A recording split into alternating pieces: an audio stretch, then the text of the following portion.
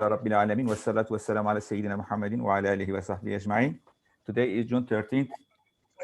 Today is June 13th, 2021, and good afternoon from beautiful Istanbul, and good morning to our friends in US, and also good morning to our friends in West Europe, and good evening to our friends in Southeast Asia and some other parts of the world. Today, our guest is Dr. Shoaib Ahmed Malek. Doctor, we all know Dr. Shoaib, but I just want to make for the recording, a short summary of his bio, although it is a little bit long. And Dr. Shoaib is from Pakistani heritage, but was born and raised in Kuwait. Went to UK for his studies in chemical engineering. He's an excellent student with honors. I just want to, it is apparent from his academic life. On completing his scientific studies, Dr. Shoaib is decided to pursue further studies in Islamic theology and philosophy. He temporarily studied under the Avicenna Academy, where he obtained an Ijaza in Hadith and Aqidah, and is currently doing an Ilmiya program at Al-Balagha Academy. So it is good thing, in the recent times, we see many young scholars, Muslim scholars, they are not satisfied with their formal education in sciences, and they just turn to study Islamic, to learn Islamic tradition and also Islamic sciences, and which is good. Dr. Shoaib Ahmed is currently holds the position of Assistant Professor of Natural Sciences at Zayed University in Dubai. His research is in Islam and science, atheism and Islamic theology. He has monograph coming out with Routledge on Islam and evolution. Today, he will talk on Al-Ghazālī's divine command theory, biting the bullet. As you will know, this biting the bullet is first used by Rudyard Kipling in one of his novels. In this talk, Dr. Shoaib Malek will be looking at the metaphysical and hermeneutic implications and resulting debates on the divine command theory in the light of the Ash'ari theology as expressed by Al-Ghazālī. Dr. Shoaib, you have 45 minutes for your presentation and talk. Then we will have, I hope, a lively discussions. The floor is yours, Shoaib. Thank you very much. أعوذ بالله من الشيطان الرجيم بسم الله الرحمن الرحيم رب اشرح لي صدري ويسر لي أمري واحلل عقدة من لساني يفقهوا قولي. So first and foremost, I wanted to say thank you very much to the Nursing Society for inviting me again. I was, here before talking about Islam and evolution, and before that book wasn't out, it was still in print in the press. Now it's officially out, alhamdulillah. So I hope that provided some engagement with the theory of evolution. Today, it's the same situation. I have an article that's in press, but it will be out maybe in the next few weeks or so. And it's a topic which I was invested in 2 years ago. Unfortunately, the journal took 2 years to review the actual article. That's why it's taken so long for it to come out. But this was submitted back in 2019. So the review process has been incredibly and frustratingly slow. Today, I'm going to be looking at Al-Ghazālī's divine command theory. And the subtitle of this is Biting the Bullet. And this was my dissertation for my MSc program, where in the philosophy of science and religion, which I was doing at Edinburgh.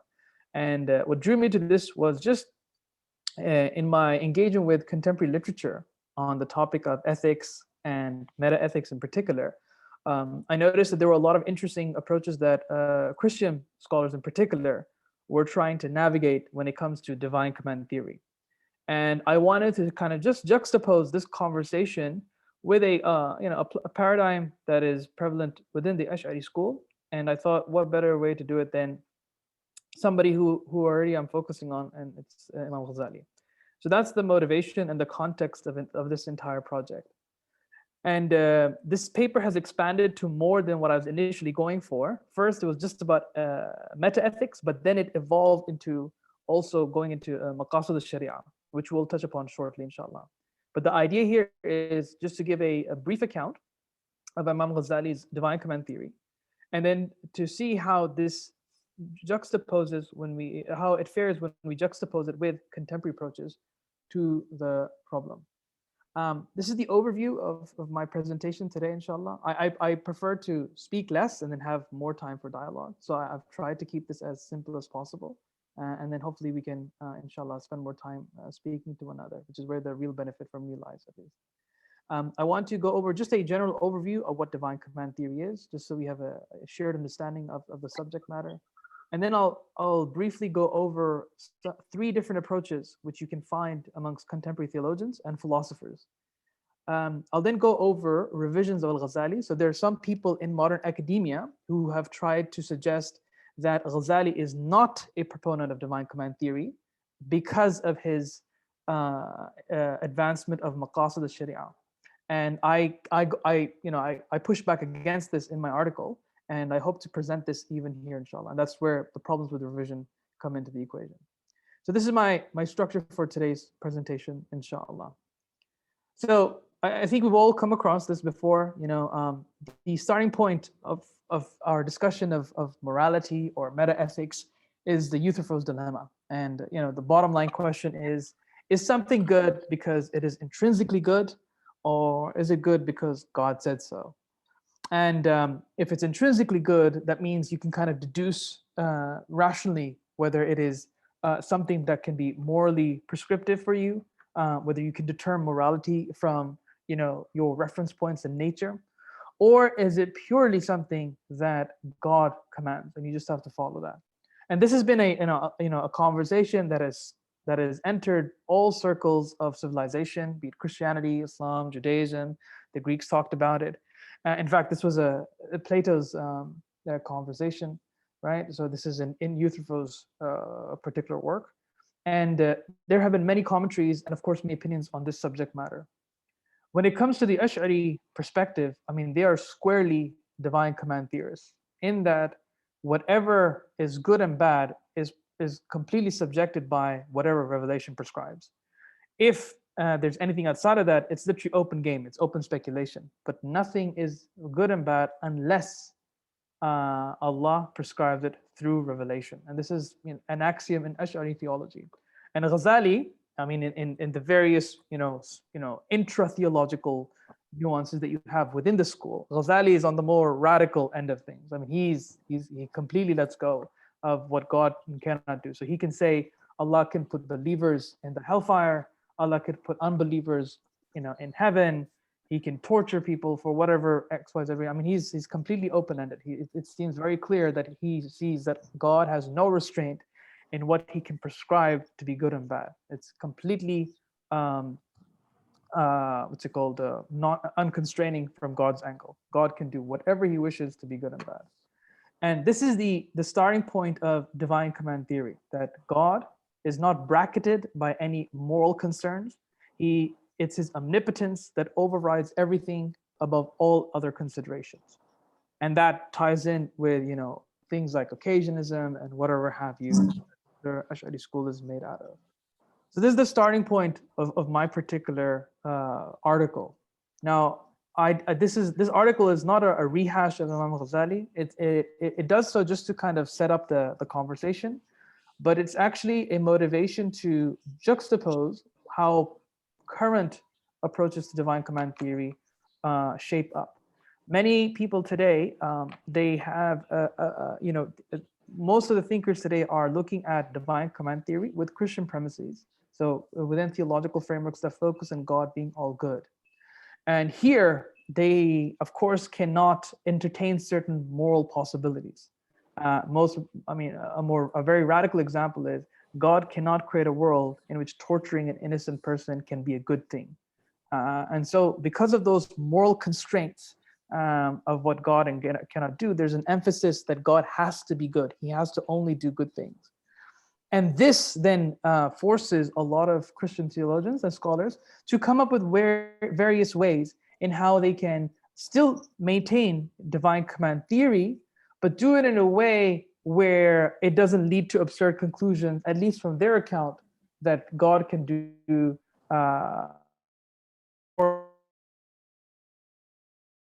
to swallow. And so what I kind of captured in my article, and you can find more details of this inshallah when it's out in a few weeks or so, is that they have three different lines of reasoning, right? There are three different lines of reasoning that they have, and many people fit into these three reasoning, but I just kind of count them up into three various strategies. The first strategy that modern or contemporary advocates utilize when it comes to morality is that they suggest that perhaps morality is on the same standpoint as our logical axioms. So we know that logic is something that is necessary in of itself. Mathematics is necessary. 2 + 2 must equal to 4, and it can never equal to anything else. That is a logical formulation.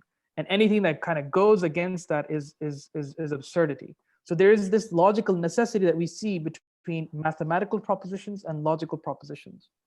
Some Christian scholars, they suggest that perhaps morality is like that just like 1 + 1 must necessarily equal to 2, that God is necessarily, in a way, bound to do moral things. And so therefore, there is this equivocation between morality and logical necessity or mathematical necessity. So that's one way of kind of approaching the whole conversation. Now, the problem here is that when it comes from the Ash'ari paradigm, particularly Al-Ghazālī's paradigm, is that you can very clearly see that what is logically possible and morally possible are two different things. Logically possible is, as long as it doesn't reach a contradiction, God can do it. So if it's possible that God could create a world wherein torturing innocent person is a good thing, he can do it, because his omnipotency overrides any moral considerations. And so Ghazali would disagree that moral necessity is equivalent to mathematical necessity. And that's because God is the one who actually subscribes what is good and bad for his subjects. Whereas people who follow the first strategy, they want to equivocate the two. And you can think about this even in possible world semantics. It's logically possible that God can command for someone innocent to be harmed. That could be a command that he can lay down. But it is impossible in a world where God can create a square circle because it reaches a logical contradiction. So there is an asymmetry between these two things. The second strategy that people use when it comes to applying divine command theory, and there's a lot more detail than I can share here, but in short, it entails this idea that God only partly commands the morally good and bad. And that means that God, of course, stipulates a few things, but if he were to stipulate some things that we would consider morally wrong, we have the right to go against God. We have the right to not follow God's commands. And this has been criticized even by Christian scholars who argue for this position, is that the very fact that we have the right to go against God's commands, if he were to command a cruel statement or a moral obligation, then that means God is no longer the source of our moral repository. And that pretty much goes against the very function of divine command theory, that you are now making God just one element who can source our morality and not the only one. And that's why it's been heavily critiqued that you cannot just say that, okay, God is responsible for this, but if we disagree with him, we can do something else. So that's why I call this hybrid theory, that there are other moral sources apart from God's will that you can kind of rely on to assess if God's commandments make sense to you or not, and whether you should follow them or not. So that's strategy number 2. Strategy number 3, and this is mostly it's a very well-known advocate of divine command theory in the Christian. I forgot his name now, but one second, let me just remember this so I can share the name here. So S3, just one second. I'll share the name. Yeah, so Robert Adams, he's done a lot of work on divine command theory. So he kind of argues for something like position 3. Even William Alston, he argues for something like this. And the argument there goes that God cannot command evil, since it's in his nature to be good. It's like intrinsically bound up in his nature, and they kind of use this this argument of using a 1 meter ruler. So whenever we study science or mathematics, we use measurements as a reference point, right? So this is 10 centimeters, this is 20 centimeters, here's a meter. Now, of course, from a human perspective, these are largely just arbitrary conventions. We just historically rounded up saying that, okay, this length here, we were going to call it a meter. In fact, in Paris, in the institution of measurements, you actually have a meter-long ruler, and everything must subscribe to this. So if it doesn't subscribe to this, it's not a meter if you wanted to call it a meter. And so the way they argue using this as an analogy is they say that God cannot command evil due to his nature because he is the he is the manifestation of nature, right? Of good, sorry. He is the manifestation of what is to be good. So anything that does not reflect that, it cannot be anything else otherwise. So the ruler analogy comes in the equation where if a ruler does not subscribe to the measurement in Paris, it is not considered a meter. So God can only do things that are out of his nature, and that's the only thing that we should tend to follow. Now, the problem here is that it is vicious circular reasoning. At least that's what some of the criticisms say. That on the one hand, you want to say that God, can command anything to be good or bad, but then you're saying that God is all good, therefore he cannot command certain things. So it kind of is circular reasoning, which makes this whole strategy a little bit problematic to follow. And this has been criticized by people like Robert Koons, and even adversaries like Quinn and others. So this is not free from difficulties. None of these are free from difficulties. I then use this as a point of introduction to Ghazali's thoughts, and I juxtapose how Ghazali would entertain or raise points against these, and it's pretty much in line with whatever criticisms that have been pointed out against these. For number one, again, morality does not share the same status as logical necessity, in that what is logically possible is much broader than what is morally possible for Ghazali. That's the first thing. Number two, I think Ghazali makes it very clear that whatever is good and bad can only be defined by what is arrived through scripture, at least when it comes to eschatological salvation. Of course, human beings have been constructed in a way where we can arrive at perceptions of good and bad, and these can be due to personal predilections or social inculcations. No, he doesn't deny any of that. But what is ultimately good and bad can only be informed to us by scripture. And finally, the idea that God is intrinsically good, this is a very different way of looking at it, in the sense that Ghazali would not say that God is intrinsically good in the sense that some Christian scholars hold out to be. Because for Ghazali, evil and bad are relative terms. They're not absolute terms. And God transcends evaluative categories. He's not something that conforms to being a good agent or being a bad agent. He's not somebody we can hold accountability to in a court system. So the fact that when people refer to God as good, these are just our approximations that we are imposing onto God, but God transcends any of these relativistic terms.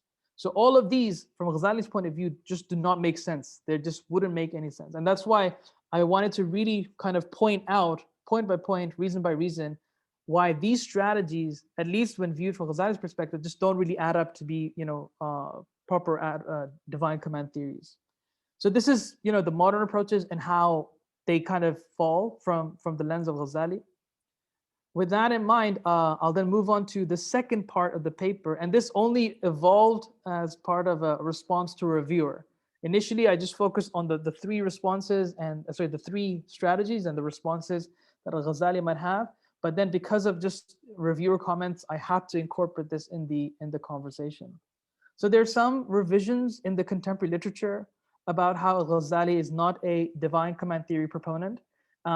And this is because primarily of maqasid al-sharia. So for those of you who are unaware, maqasid al-sharia is an usuli framework within which, if you do istiqra of Islamic scripture, right, Quran al Hadith, you can extract certain things which is trying to preserve, right? There are five main things that Ghazali tries to determine. So this is religion, life, your intellect, your wealth or your property, and your lineage, your nasb, right? These are the five things that kind of come out of Sharia. And in Ghazali's time, he's actually the first person, at least if you follow Opus Felicitas's work, he's the first person to give Maqasid al-Sharia a proper foundation, usuli foundation, both from a meta-ethical perspective and also from a usuli perspective. And so he basically says that there are determinable features and avenues where we can see God's wisdom, or rather the wisdom in the Sharia. Now, why is this important in light of divine command theory? In divine command theory, there are certain problems that people have with it.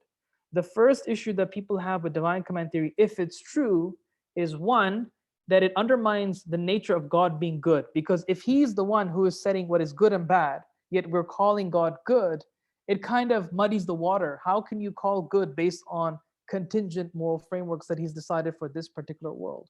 So if God can decide in another moral world or another possible world that flan is bad, but then he changes and reverses that in another world, then to say God is good is a little bit of a meaningless term. So that's the problem of God's goodness. The other problem, and which is relevant to Maqasid al-Sharia, is the problem of arbitrariness. If God indeed is, omnipotent and he can choose a variety of different moral frameworks, why did he choose this one over all the others? Since he's not a limited being, he's not a being that thinks like a human being, we have no way of understanding what is his reason for selecting this moral framework, right? It seems to be arbitrary. That's the charge that usually people ascribe to God's choosing of a certain moral framework. And so when it comes to the conversation of Maqasid al-Sharia, remember, Sharia, Maqasid al-Sharia means the purposes of the Sharia, which is very antithetical to divine command theory. So on the one hand, Ghazali seems to be a divine command theory advocate. And then on the other hand, he seems to be advocating for that there are purposes that we can determine. Which one is it? That Allah has, can subscribe to, can define good and bad, and he does it arbitrarily, or that he does have purposes, which we're getting from Maqasid Sharia. So this is where the tension kind of arises. And people like Maryam al-Attar, she actually has, I don't have the book here now, but she wrote a book called Divine Command Theory. It's been published with Rutledge. It was her PhD dissertation under Ian Netton. And she says the Maqasid Sharia undermines divine command theory. Yani you cannot be an Ash'ari and a proponent of Maqasid Sharia. And so these are some of her quotations, and I've highlighted the ones that are relevant for us in red. So she says in the first part, so these are from two different sources, and I can share the references with you if you're interested. She says here, the purposes of the Sharia, as perceived by Ghazali, entail the essential purpose of human beings and set the priorities of human purposes. These are certainly not derived from divine commands. They are derived from the reasons behind divine commands, the reasons that make divine commands purposeful rather than arbitrary, reasons that are stated or implied in the Quran and or articulated by human articulated by human intellect. In another paper, she says, Al-Ghazālī and the late Ash'arites, they maintain that divine regulation and interest of man lay side by side or exist together. Yet, they did not admit of a causal relationship between them. That is, they did not say that the interest of man caused divine commands, since that must have been considered blasphemous. So here we can pretty much see that she finds that the Ash'ari framework of divine command theory and Maqasid al-Sharia are just not gellable. They don't have any compatibility between them. And this is where I respond to her and I push back against this narrative that this is incorrect, because you can reach an alignment between the two. And the way you have to understand this is by looking at, let me just share this diagram here. She has failed to understand the relationship between kalam, or where meta-ethics comes into the picture, and normative ethics come into the picture. So from a meta-ethical perspective, which is the ontological foundations of morality, God can he can prescribe any single thing according to the possibilities laid out in front of him. He can do whatever he wishes to command. This is Ash'ari theology 101. Okay. However, once he does actualize a possible world, normatively, from a normative angle, he could create a possible world where you can potentially, yes, I can enlarge the slide. Sure. 1 second. Let me just make this a little bit, 1 second. Somebody asked me to enlarge the slide, so I'm just going to do that. So can everybody see this now? Is that clear? Just so that I know that this is... No, it is better. It's better now? Yeah, okay, yeah, yes. Perfect. Yeah, so from a meta-ethical framework, God can command any possible world. But within a possible world, he could lay down commands which allow us to determine potentially what are the purposes of the laws that he is establishing. It is possible. But it is also possible not to establish them, not to make them inferable from his Sharia. These are all contingencies which are perfectly compatible with divine command theory. So that's the first thing, that from a kalamic perspective, all of these moral frameworks are possible, but from a normative angle, from an usuli angle, they may or may not have determinable reasons behind them. These are contingent features of Allah's creative acts. That's the first thing. The second thing is that she's saying when it comes to the rationality behind these commands, this is where Ash'ari have no problem stating that Allah can deliver maqasid, but he has no gharad. He has no intrinsic interest or teleology. God is not a human being who says, I want to do this one day, I want to do that one day. He doesn't have any intrinsic teleology whatsoever. So Ash'ari do believe in a God where he doesn't have purposes intrinsic to him. However, he can create things with an extrinsic end goal to them. So for instance, in the Quran, we know that man and jinn was created to worship God. That is an extrinsic purpose attached to creation, but that is not a purpose that he has assigned to himself as such. It's using the analogy of a game maker. So imagine I'm a game maker, and my purpose in making the game is to make money. I want to make a game to make money. But when you are a player in the game, your objective is not to make money. Your player is to win the game, right? That is your purpose once you are inside the game. So you see here, there's an asymmetry. What the creator's purpose is with respect to the game, what the player's purpose is with respect to the game. These have two different purposes attached to them. Now, when you translate this analogy, when it comes to us, morality and God, God is not the kind of being who has purposes. He has no gharad to him. He can establish maqasid, but he himself has no intrinsic teleology. So in her work, I found that I think she has failed to really establish or appreciate how kalam kind of integrates with the usuli approach of Ghazali's framework. And I think that's why she has this tension where when she says that divine command theory, maqasid al-sharia cannot work with divine command theory, it needs different meta-ethical foundations. So this I would disagree with. And I wanted to conclude with this slide here. Can everybody see this? The picture that I have attached here? Yeah, is this? Yes. Yeah. So here you see, this is a picture that I put in the diagram, in the article, just to make sense of all of this. So God's will, this is his irada, right? You can put this under kalam or his speech. I'm just using God's will as an all-rounding term. So he has, on the one hand, his revelational corpus. This is his speech. On the other hand, you have the production of the natural world, okay?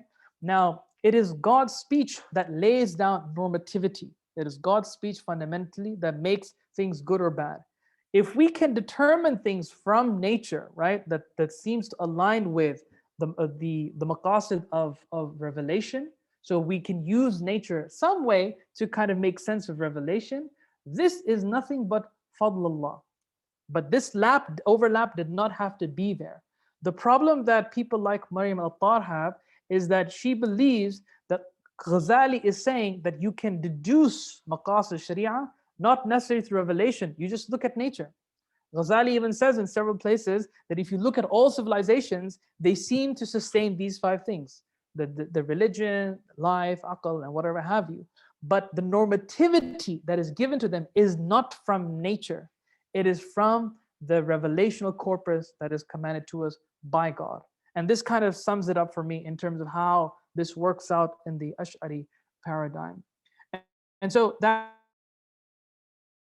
is the end of my presentation. And like I said, I wanted to keep it light. And yeah, I look forward to any points or comments or criticisms so that hopefully I can maybe improve my points better. But thank you very much for listening to me, inshallah. Let's proceed with having a conversation. Thank you, Dr. Shoaib. It was very good summary, just 25 minutes. It's very good. Now I open the floor for discussions, comments, and contributions from our dear colleagues all over the globe. Yes, please go ahead. Anyone? You can raise your hand. Okay. Okay, Edward, would you like to speak? Make your comments.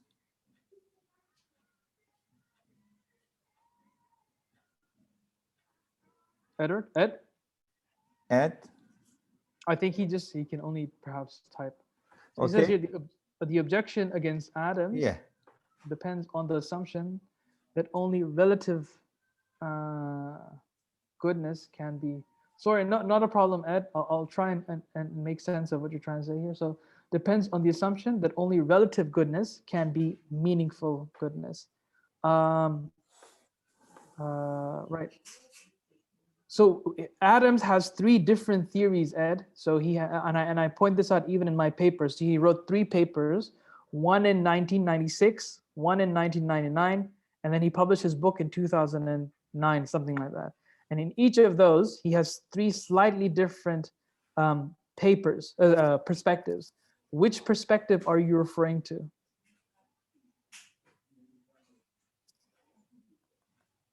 Let me know. So that's a question for Ed.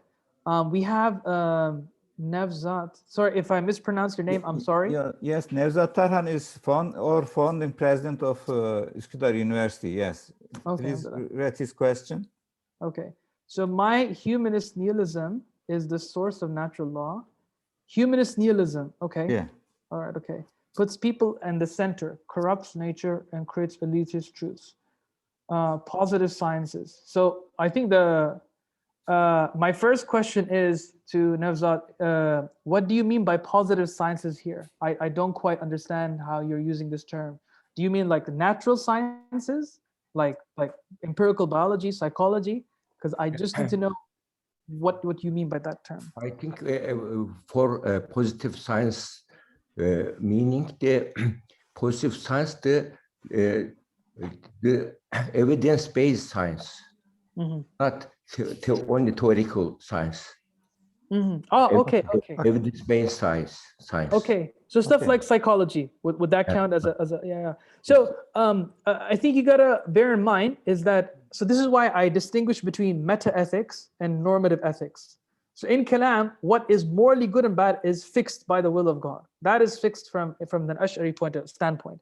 But in terms of how you engage those and you apply those, that is where the usul comes in. That is where normative ethics comes in. And so Ghazālī even the Ash'arites will have zero problem with allowing science to take part in conversation in developing moral laws. So for instance, if you have a particular drug and from a particular experiment that we do, this drug has negative effects on, I don't know, the heart of the human beings. Then we know from scriptural values that anything that harms your body, that is the foundation for saying this is not applicable for human beings. By the same token, if you do an experiment where you have certain benefits from a particular drug, using principles laid down by the establishment of the Quran, you can use those. But the Ash'ari strongly believe that reason on its own does not have the ethics of morality. That's the key point that they would say. But they have no problem embracing positive sciences to make moral judgments. Okay. In fact, I have an article that will come out soon, inshallah, on this to kind of elaborate on this point. But the Faris, yes, has 2 questions. Yes. So, but the Faris, I've already arranged a date with Hakan to have a discussion on creation by Nursi on the 30th of July. I still remember my promise to you. It's on the 30th of July. So just be patient a little bit more with me. Just be patient, inshallah. How about second question? Yes. I have second question as well. Second is for God, how good and bad is assigned by Ghazali. So the how it's assigned, I think it's simply a resort. So this depends again. Yeah, my question is this. Let me, orally speak. Please go ahead. Please. What is good? What is bad? Is it assigned by God, or something good? God is saying good.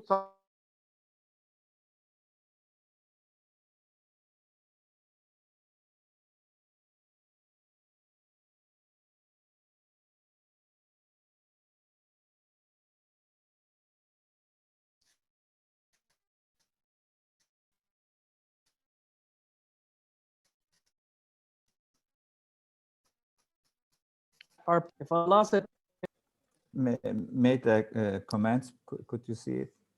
oh yeah. The view you mentioned that God himself, so the third one, the third strategy, that this renders God goodness seems to assume only relative goodness can be meaningful. Yeah. So that's what it entails. But he is the standard of good. Everyone must follow the standard of God's goodness. So whatever is exuded out of him, it is goodness and nothing more than that. So it is because of his nature that he cannot do anything else, which seems to, and that's why there's friction between this particular view and the omnipotence that is stressed by Ash'ari theology.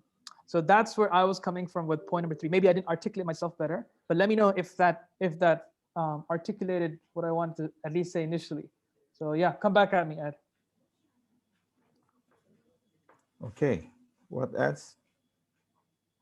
Oh, we have Brother Al-Paslan. Yes, Al-Paslan, please. And then Nasrin, please. Yeah. Assalamu alaikum. If someone subscribes to the divine comment theory, that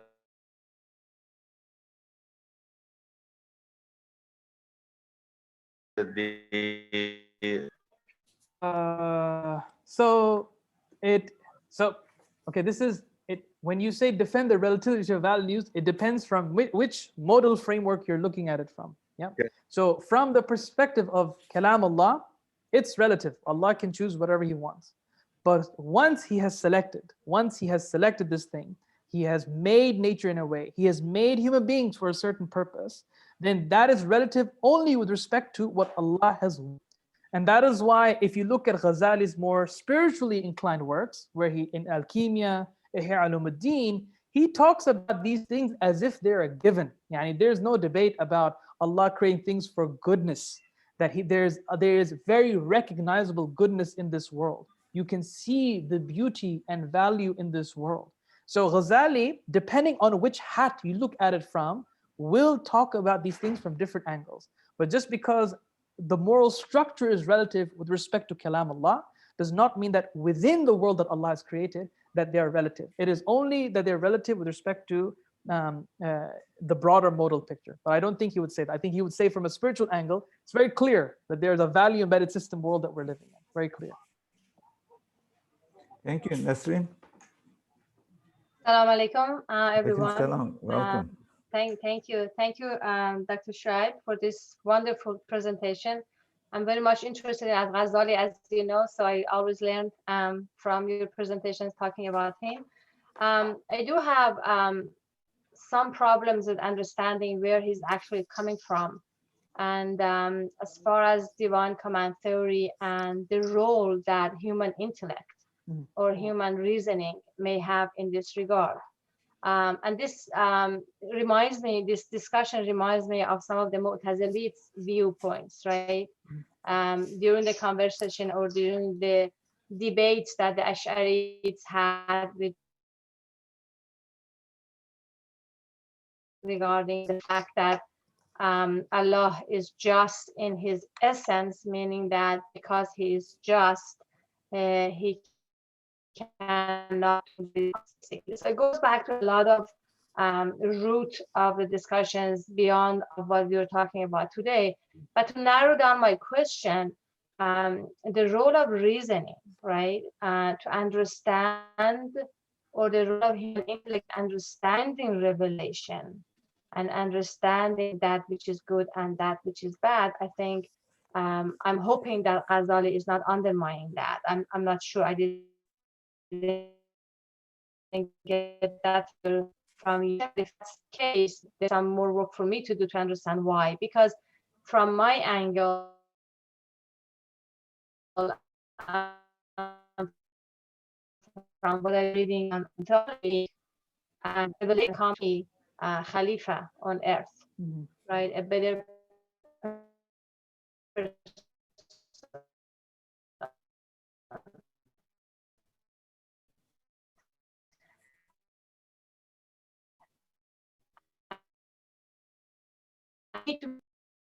We may never, that is not in the comfort zone of human reason, because God can choose whatever he wishes, and we may not have privy access to why he demanded a specific framework. But once he has commanded down in this particular world, in this particular creation, Ghazali has no problem saying that perhaps we can determine the rationality behind this. But it is always based on istiqra. It is based on induction. Yes, and that's why even his maqasid sharia, which people take up to another level, he's not saying this is the defining parameter at all. He's saying these are the things we can potentially reason out of, which we have, a certain amount of certainty that we can attach to, and that can make sense to us. His whole usuli foundation is you can use revelation to make moral sense of things, but once that prescription is there, not prior to prescription. That is the point that I'm saying. So in meta-ethics, that is completely dependent on God. Post meta-ethics, in the normative framework, rationality can definitely play a part in the equation. Hands down. That's what he's saying. Okay, thank you. Okay, I think there is also by there is the two new posts. Could you check it? Yes, so we have some problem. Saying that God is essentially good does not compromise his omnipotence. It is co-entailed by his omnipotence. Edward, the way they at least articulate their points is they say that because is intrinsically or essentially a good agent, being, whatever word you want to use there, they will say that it is for this reason he cannot command flan flan. Okay, hypothetical world where killing is a good thing, say for example. He could not do that. But that is completely against the whole modality of the Ash'ari theology, which is why that line of reasoning does not work, right? So that's why, at least from my analysis, Ghazali does not seem to subscribe to calling God a good agent, because good and bad are something that we feel on a relative basis. God transcends those evaluative characterizations for this very reason, because he is not a subject that conforms to axiological descriptions. That is at least what I can tell. And you said that God is power is just not a matter of whether one can do everything. So the way they define power, qudra, is very simply in line with ja'iz aqlan, logically possible. If it is ja'iz aqlan, Allah can do it. If it is not ja'iz aqlan, Allah cannot do it. That is it. So that is the benchmark for their power. So anything that trumps a logical possibility for whatever, because it's morally problematic or because of whatever X, Y, Z reason, that would be something that Ash'ari do not entertain. They simply have no constraint on what he can and cannot do. Logical, the law of non-contradiction is what defines his ability to create or command something. So that's how, at least what I'd say to those comments. Thank you. What else? Anybody else? Any comments and questions? Yes. Shoaib, have you looked at what Ibn Rushd talks about when he talks about applying certain, attributes such as justice, such as goodness, to God versus human beings? But that also brings in another layer to this conversation. Have you seen his work? No. So at the moment, what I wanted to so this particular this particular work was tied up with the book that I wrote recently, and it's just because I wanted to focus on one scholar with a very sharp focus and then keep that focus there, because I find out that it depends on what kind of project you want to do. You want to do a comparative approach, you want to do this approach. I just said, let me just fix on one guy and then work on that. My next project, and I don't think this is the first time I think I'm stating this, is that I want to take now the other paradigms involved and look at their perspective. So we actually have, and I think it's fine to say this, so we actually have a book that's coming out called 8 Perspectives on Islam and Science. So we have a team of 13 scholars from around the world where we look at 8 different scholars. Imam Razi, Imam Maturidi, Ibn Rushd, Ibn Sina, what's it called? Ibn Arabi, Nasr ad-Din al-Tusi, right? So these are the scholars that we, Ibn Taymiyyah as well. And we take all of their perspectives, their meta ethics, their normative ethics, their reasons for believing good and bad. And we are now preparing this volume that'll hopefully be out in 2022 or 2023. So all these like benchmark foundation points, what is their status of morality? Can they believe that God can do evil, and all of these things will all be addressed in here. It's very similar to, Sherman Jackson. Yes. Yeah, so we take Sherman Jackson, but Sherman Jackson's largely focuses on ethics.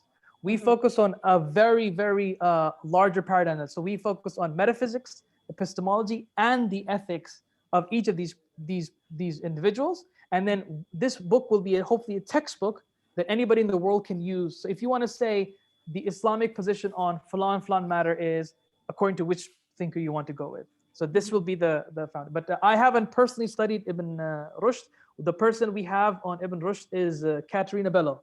So she's one of the world's, really world's experts on DCT, and a Turkish scholar who's a philosopher. She's also done some work. So they'll be working together on this chapter. But I haven't personally done it, but I will be editing their work soon. So their first drafts are coming in November. So I'm excited to read that, inshallah. Okay, Shoaib, there is a comments by Professor Colin. Could you just respond to this? So it is logically impossible to God exhibit weakness.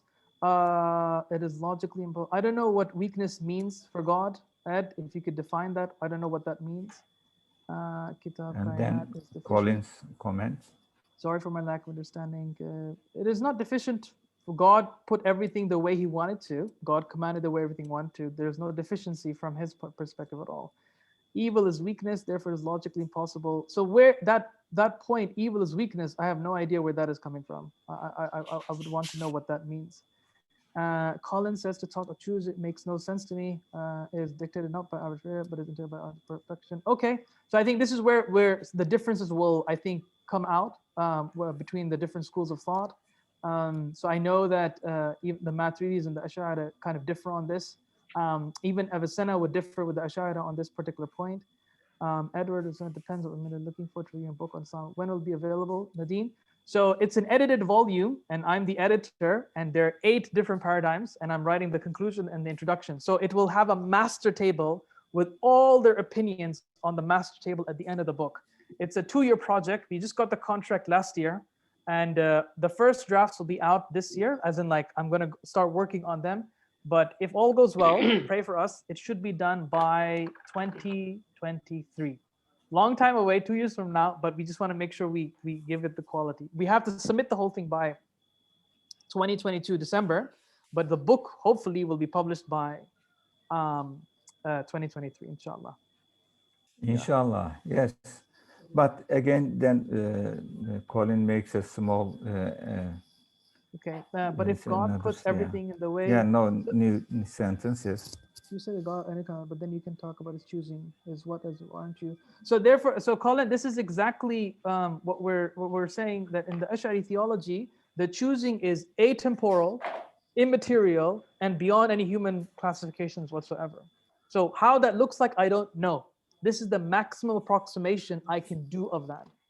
So it is not anthropomorphic. We always have that principle of dissimilarity, that when we say choosing, it is simply that it is God has all these frameworks in front of him, but how he does that in that metaphysical realm, wallahu a'lam, I don't know.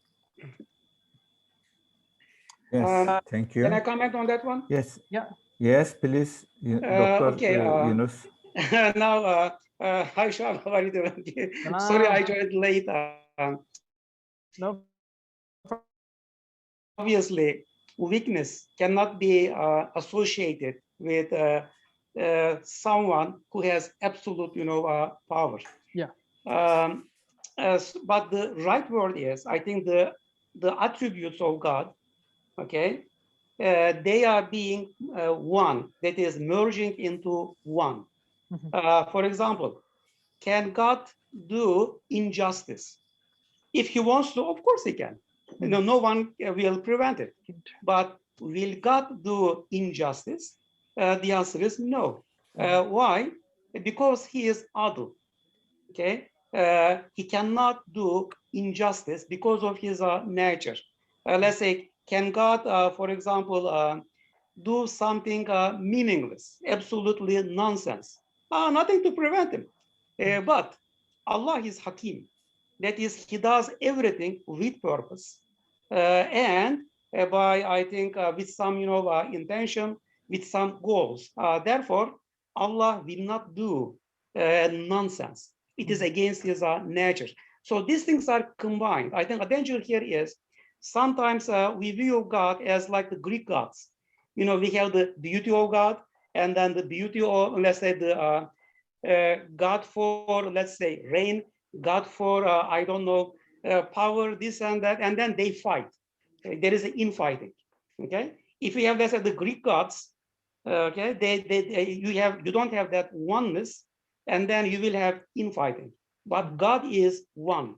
That is, all those things, they are simply exhibitions or manifestations, different aspects of that one.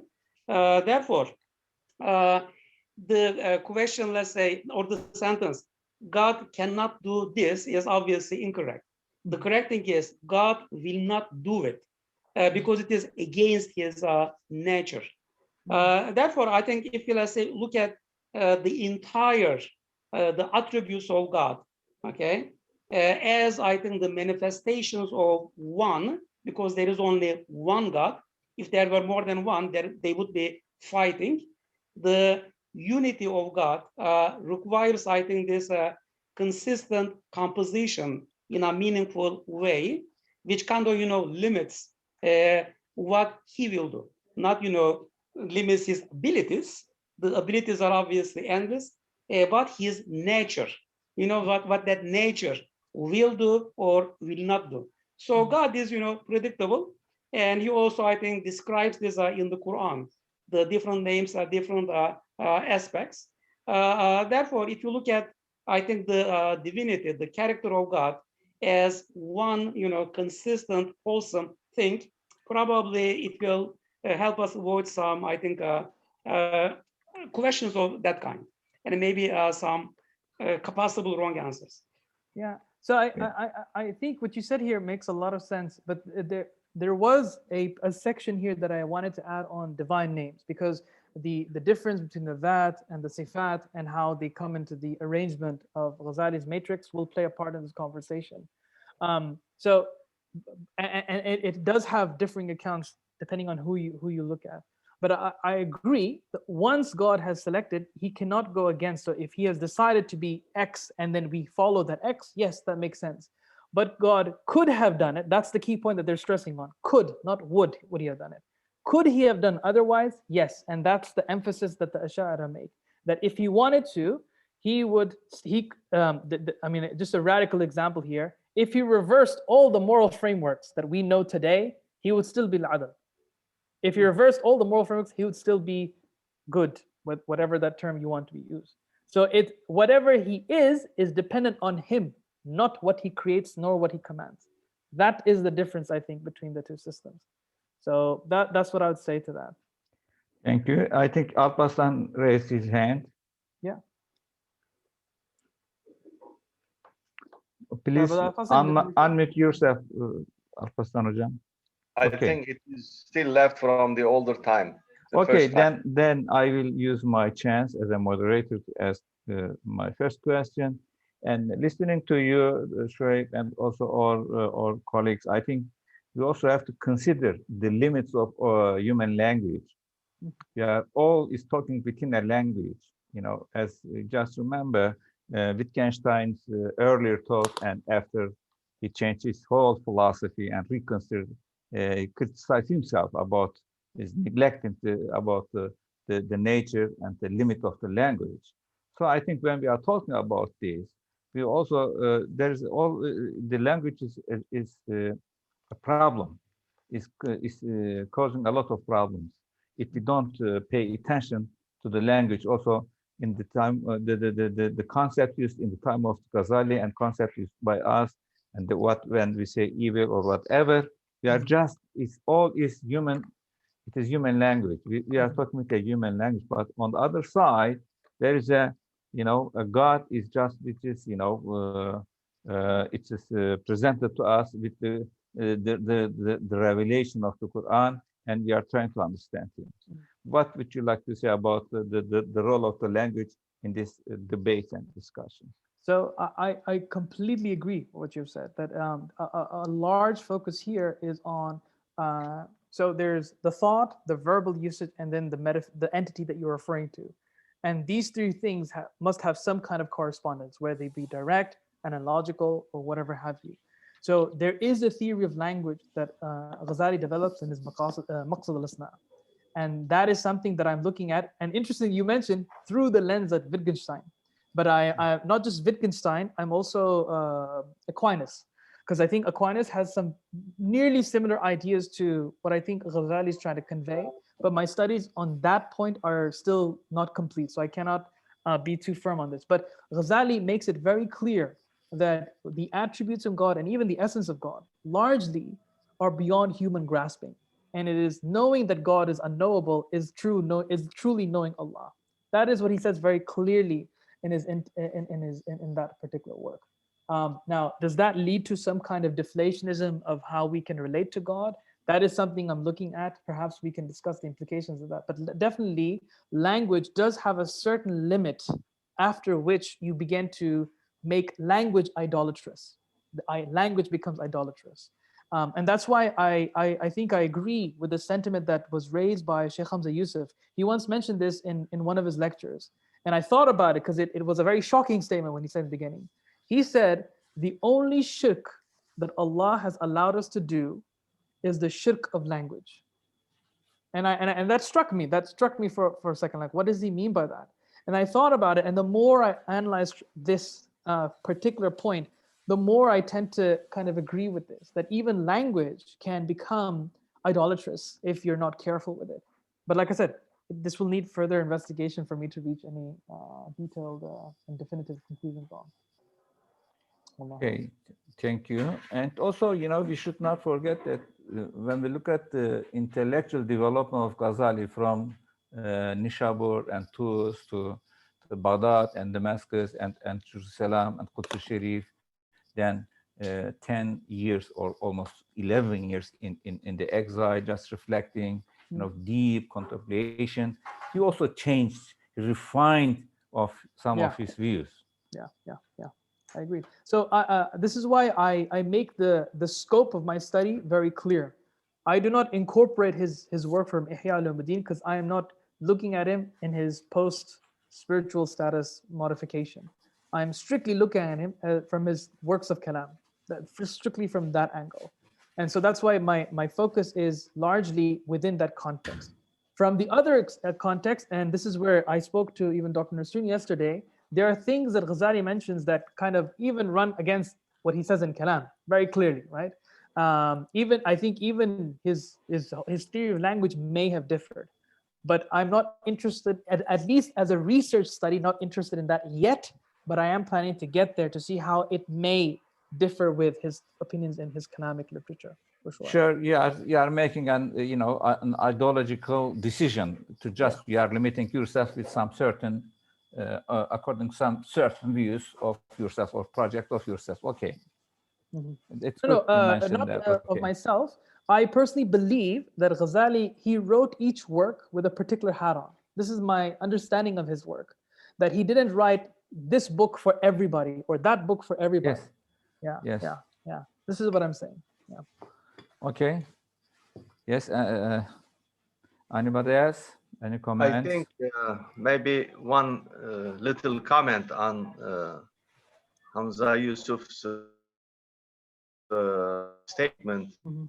that even in language we are really not allowed, and that is why in Surah Al-Baqarah we are asked to say رَبَّنَا لَا تُؤَاخِذْنَا إِن نَسِينَا أَوْ أَخْطَأْنَا. So if we, by mistake, if we commit shirk, then we should immediately try to repent and revert from it.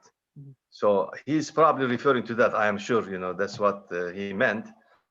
But at least, we should keep this in mind. Yeah. I want to contextualize this. This is not a blank and apply rule. Definitely not. There's a context behind it. Yeah, for sure. Yeah. No. Okay, thank you. Good comment. Okay, who else? Any others? Well, otherwise, I will conclude. Finalize or talk. So there's just some comments that I'm reading now. Choosing, I think we discussed that. If it's beyond I think him, so you covered up all questions. So I thank you very much. It was a good discussions, and almost it's almost 1 hour. It is it was also good debates about the issue. We are looking forward to read your article soon, inshallah. And it seems we will see again, inshallah, in the future. And it's a lively, discussion group of Norse scholars. Thank you very much. And yes, okay. I just finish here, and I thank you all to join us and to listen to Dr. Shoaib Ahmed Malek for this good presentation. Really, we need young scholars, and just we have to think about all these issues and discuss them. Thank you. Thank you very much. I look forward to hopefully speaking to you again, inshallah. I might be emailing some of you because of some clarification notes that I have on Sayyid Nursi's creation paradigm. Okay. Take care. Bye-bye. Bye-bye. Bye. Assalamu Bye. alaikum. Assalamu alaikum. Much, everyone. Okay. See you all. Assalamu alaikum.